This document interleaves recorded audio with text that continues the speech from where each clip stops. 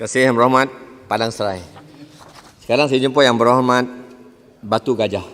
5 minit. Terima kasih Tuan Yang Dipertua untuk memberi ruangan kepada Batu Gajah untuk turut membahaskan pindaan Akta Koperasi 1993. Tuan Yang Dipertua, pertama sekali saya ingin tahu, apakah niat sebenar untuk kita meminda Akta Koperasi 1993? Saya melihat pindaan-pindaan yang dibuat adalah untuk memudahkan pembukaan lebih banyak koperasi baru dan mengekalkan koperasi-koperasi yang sedang beroperasi. Saya difahamkan bahawa banyak koperasi-koperasi yang sedia ada mengalami masalah dan sukar untuk Suruhanjaya Koperasi Malaysia SKM menangani masalah-masalah yang dihadapi. Bagaimanakah SKM akan menangani lebih banyak masalah jika banyak lagi koperasi-koperasi baru ditubuhkan? Apakah strategi SKM untuk meningkatkan kecekapan dan keberkesanan SKM itu sendiri? Di sini saya ingin mengemukakan beberapa soalan yang relevan dengan tajuk perbahasan hari ini. Pertama, berapakah jumlah koperasi yang wujud di negara kita, iaitu koperasi asas, koperasi menengah dan koperasi atasan? Yang kedua, berapakah jumlah ahli-ahli koperasi di seluruh negara?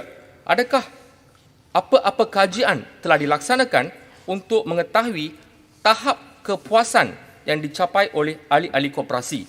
Yang ketiga, bagaimanakah perkembangan koperasi di Sabah dan Sarawak jika dibandingkan dengan di Semenanjung Malaysia? Yang keempat, saya juga ingin tahu bilangan koperasi mengikut negeri dan sektor ekonomi. Yang kelima, berapakah jumlah aset yang dimiliki oleh koperasi di negara kita jika dibandingkan dengan 10 tahun yang lalu? Apakah faktor-faktor yang menggalakkan peningkatan dalam aset koperasi? Apakah sasaran kerajaan dari segi peningkatan aset milik koperasi dalam tempoh 5 tahun dan 10 tahun akan datang? Tuan Yang Bertua, soalan saya yang keenam, saya juga ingin mengetahui jumlah kes pecah amanah yang melibatkan koperasi dalam tempoh 10 tahun. Apakah mekanisme yang digunakan pakai oleh SKM untuk mengurangkan amalan pecah amanah selain daripada undang-undang yang sedia ada? Amalan pecah amanah akan merugikan ahli-ahli koperasi. Oleh yang demikian, kerajaan harus memberi perhatian yang serius dalam isu pecah amanah dalam koperasi. Yang ketujuh, berapakah jumlah koperasi yang berada dalam keadaan dormant dan ketidakmampuan bayar? Apakah usaha kerajaan untuk memulihkan koperasi-koperasi dormant supaya ahli-ahlinya tidak diabaikan? Yang ke-8, berapakah jumlah koperasi yang menghadapi masalah telah diselamatkan oleh kerajaan? Berapakah jumlah peruntukan yang telah disalurkan oleh kerajaan dalam usaha menyelamatkan koperasi-koperasi yang menghadapi masalah kewangan yang teruk? Yang ke-9, sekarang dalam keadaan ekonomi yang lembab, bagaimanakah koperasi-koperasi yang terjajas akan dibantu oleh kerajaan? Kejatuhan pasaran saham juga akan memberi impak yang besar terhadap hasil yang diperolehi oleh koperasi-koperasi tersebut. Yang ke-10, apakah strategi kerajaan untuk mengembangkan koperasi kepada skala yang lebih besar dan mempelbagaikan sektor yang diceburi? Selain daripada itu, apakah langkah-langkah kerajaan untuk memodenkan konsep koperasi? Skala kepelbagaian dan memodenkan koperasi sudah pasti akan meningkatkan hasil dan kecemerlangan koperasi.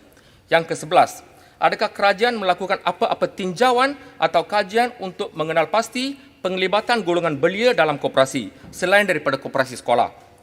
Apakah usaha-usaha atau galakan kerajaan kepada anak-anak muda menceburi secara aktif dalam koperasi? Tuan Yang Dipertua, saya juga ingin menyentuh sedikit mengenai angkasa. Harap Menteri boleh memberi maklum balas secara telus. Saya difahamkan ramai dari kalangan ahli angkasa mendapat pinjaman melebihi had maksima 60% potongan ke atas pendapatan mereka. Adakah ini benar?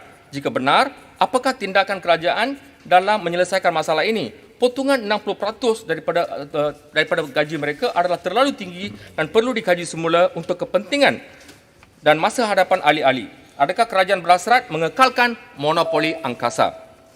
Akhir sekali, saya difahamkan Kementerian Pembangunan Usahawan dan Koperasi telah mengagihkan dana sejumlah RM1.09 bilion kepada lebih 14,000 koperasi seluruh negara bagi menangani masalah dihadapi susulan penularan COVID-19.